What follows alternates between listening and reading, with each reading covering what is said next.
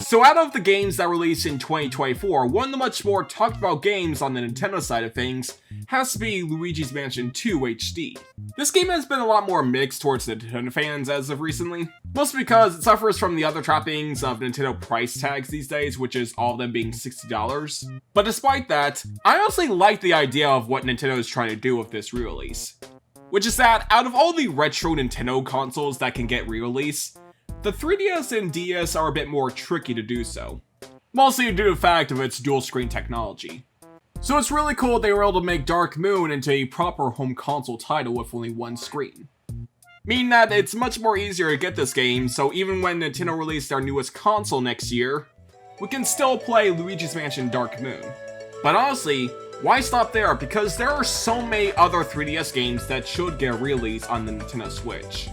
As while the DS was well known for being the first ever Nintendo console to have 3D games, I felt like the 3DS was the first ever time where a Nintendo handheld device was able to have so much more ambitious titles.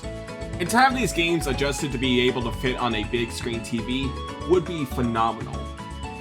And it's not like Luigi's Mansion 2 was the only ever 3DS game to get HD console port, because there has been multiple 3DS games have been able to get on consoles as well. Whether it's something like Shantae and the Pirate's Curse, which was originally on the 3DS only, you can now play that on basically any other modern platform as well. Doubly so with some other Capcom titles, like Resident Evil Revelations was a well-known 3DS game, but now you can play that on any other platform as well. And I really feel like Nintendo should do this because there are so many great games on the 3DS. Like, this was home to arguably one of the most acclaimed Zelda games ever made with A Link Between Worlds.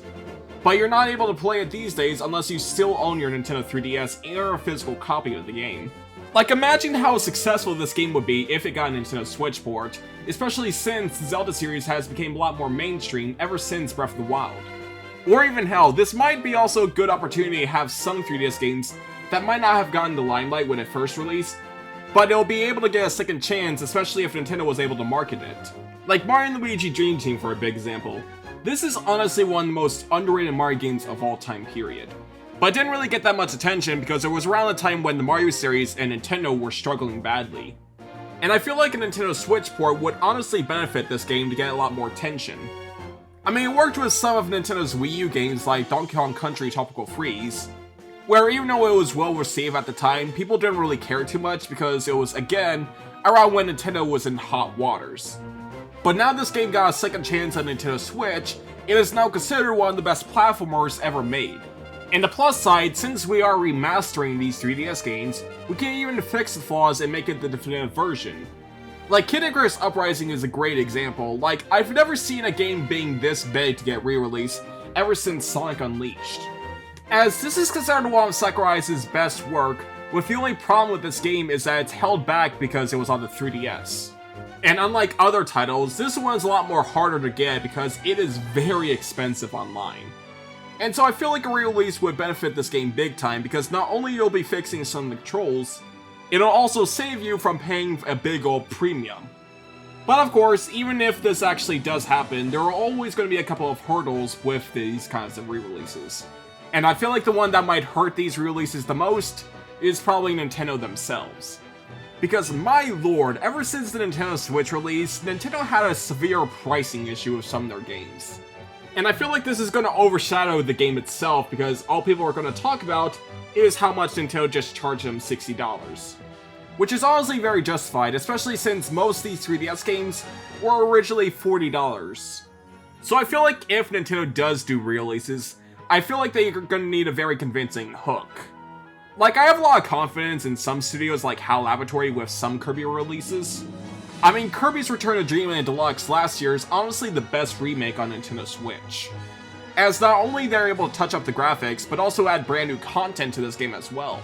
So if they decide to re-release stuff like Triple Deluxe or Planet Robobot, I have very confidence in HAL Labs. Plus, it'll be very cool to play every single modern Kirby game under one roof. And as for other Nintendo studios, Intelligent Systems had so many games released on the 3DS as it was their primary console during the Wii U era.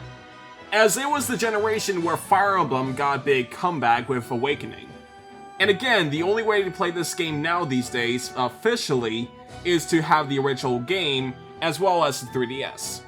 And I feel like if Nintendo re-released this game, it will benefit both them and the players at the same time, as it will give both Intelligent Systems a good amount of money, especially since Fire Emblem has become a lot bigger during the Switch era, but also gives fans a good chance to try out the game that saved the franchise. With the only other way you can actually try and play these games is probably just using something like an emulator. Which I should bring up because even though I do know a lot about 3DS emulation, a lot of other people either doesn't really know how to do so, or even have the PC to actually do these emulations. So even if I want to play something like Yoshi's New Island, I can just boot it up on my PC via an emulator. But for this video, I'm more so talking about something like accessibility on official platforms. As in, a way for the average Nintendo fan to try out a game without going through all these crazy hoops. Which is something Nintendo has been doing a decent job thanks to the NSO stuff, but I feel like much more modern games from Nintendo has been left behind over the years. Especially the ones that were trapped on a dying console upon release. But whatever Nintendo has for the future for their newest Nintendo console, I hope they can still continue doing their best work on making new games, as well as taking care of their much more legacy titles, as I feel like games that are this good should not be left behind. Now how about a Sticker Star remaster?